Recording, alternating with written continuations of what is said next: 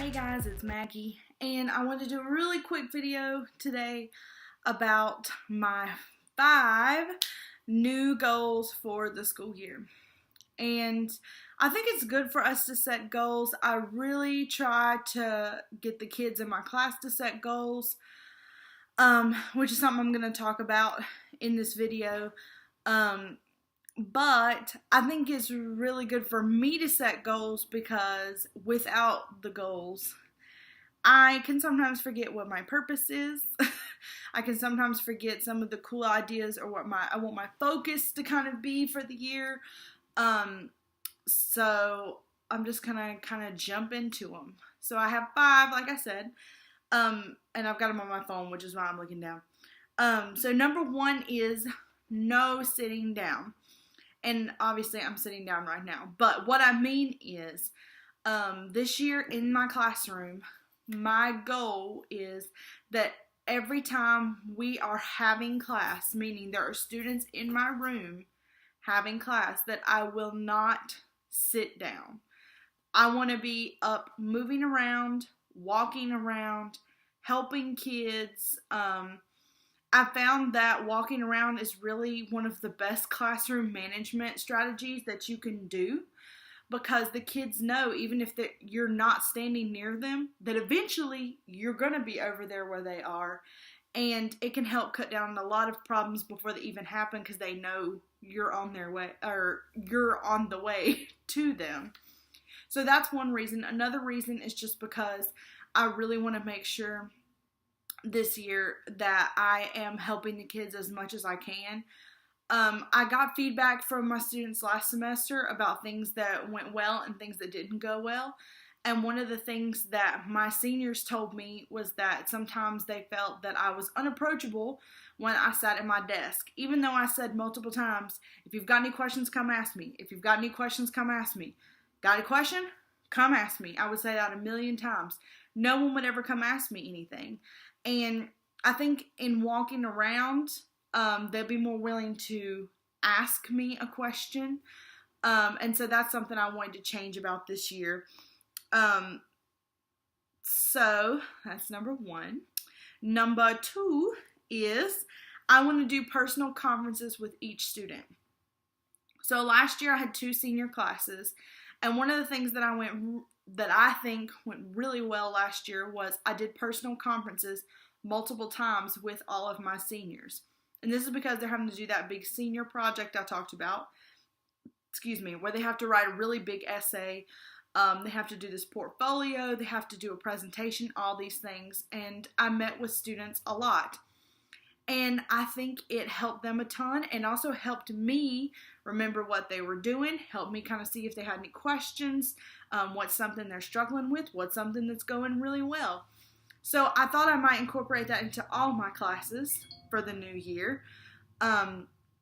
So that's something that I am excited about. I did make a sheet that I'm going to print out that is for both classes.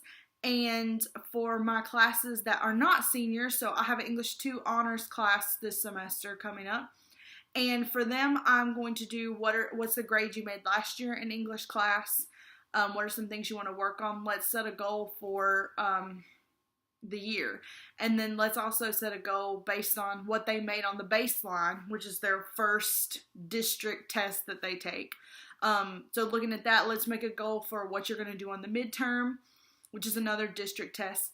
And then after that, what are you going to make on the EOC? Because English 2 in North Carolina is a EOC class, end of course exam. And it's a really big deal for our school and for me and how I get evaluated. So it's important that the kids do really well on it. So that's something I want to incorporate more. I also want to conference with them every time they write an essay and every time they do a big project. So I can make sure that I am there for them and I'm helping them stay on top of it. And a lot of kids just need help brainstorming ideas and getting started. So that's something I want to make sure that I can do for them as well. For the seniors, I'm going to conference with them every single step of the way. And we will be talking a lot while they do their papers. And I also made a sheet to fill out for them I also think this will be really good for if I have any problems with behavior or if I have any parent issues. I have a sheet that kind of says, what we've conferenced about and the dates and those kind of things. So I think it'll be helpful. Okay, so number 3 is I want to incorporate my inclusion teacher more. So I know for sure this semester I'm going to have at least, I have English 2 honors and then I have 2 English 4 classes. And I know at least one of my English 4 classes is going to be inclusion, meaning an EC class where I have an EC inclusion teacher in there with me. I do think from the last thing I heard that that teacher will be also shared with another class, which means that I will only have them part of the time, like every other day, and the other teacher has them the days that I don't have them. That structure is really annoying to me, but obviously we have to deal with it. And I have been really lazy, I think, in kind of incorporating my inclusion teacher into my class. I think a lot of times I assume, maybe wrongfully, maybe not, that the inclusion teacher knows exactly what I want them to do. Because a lot of times, I don't know about you guys, but, I've only been teaching 3 or 4 years, and the inclusion teachers, at least at our school, are a lot more seasoned than I am. And so I think they know what they should be doing. And so I want to make sure this year that I'm very straightforward about what I would like for them to do in the class, so that I make sure that I include them in my lesson plans, that I email my lesson plans to them so they know what's happening. And then I say, hey, I want you to talk to so-and-so and really help them. They're having some trouble. Or if you could just walk around and check on everybody.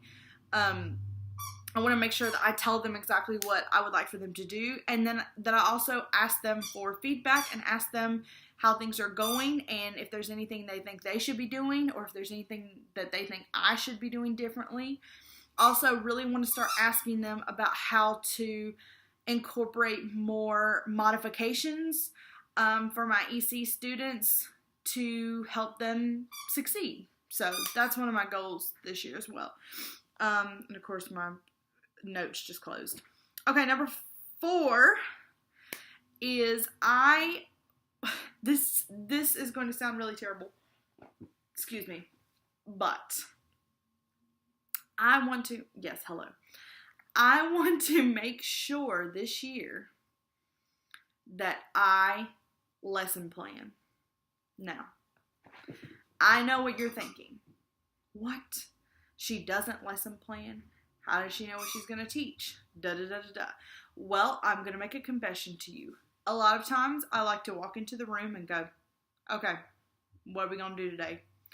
And it doesn't happen very often, but it does happen quite a bit, especially towards the end of the year and sometimes a little bit in the middle of the year, especially between bigger units and with my senior classes, because last year was the first year I've taught them. So I was just getting my curriculum and my units together. So I really want to make sure this year that I lesson plan and have a plan every single day before class starts. So one of the things I did to make sure that I do that is I did get one of these planners, and this is the Create 365 Teacher Edition. I got it from Michaels. All of their planners are 40% off right now. I highly suggest you go get one. They are really awesome. They have all the stickers and stuff on sale too. And my plan is I want to make sure that I write down my lesson plans every single day. I've already went through and wrote the week numbers and the dates. And I got the one that has the whole Monday has all these blocks, so I can do 2 for each class, 2 blocks. And then I will have an extra one at the end that can be just other school to-do ones. I did not get the life planner version or whatever because, let's be real, I don't have a life outside of school. So that was kind of sad and pathetic that I said that, but it's the truth. So if I have something happening outside of school or whatever, I'll put it in my phone or I'll squeeze it in on there somewhere, whatever.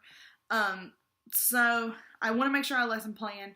I think it's a really bad habit that I've gotten into, and I really want to break it this year and make sure that I know exactly what we're going to be doing that day, that I have the copies already made before class starts, and that everything just runs really smoothly. And if it means I have to do it at night or on the weekends, then that's just going to have to be the way that it is. But that's my other goal. And then my last goal is kind of school related, but also life related. And that is number 5, last one. I want to exercise daily during the school week. So at my school, we do have a couple workout rooms. Obviously, it's a high school. We have a track. We have a gym. Or we have 2 gyms, actually.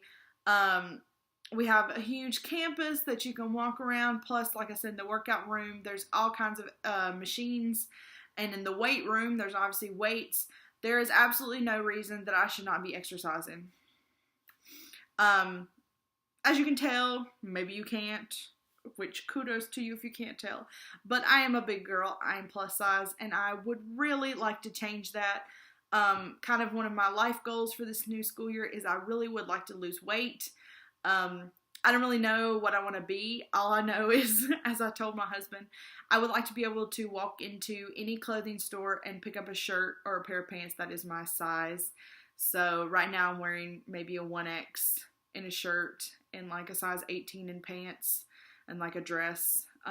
So I would love to be able to walk into a store and pick up a 12 or a 14 or a large shirt.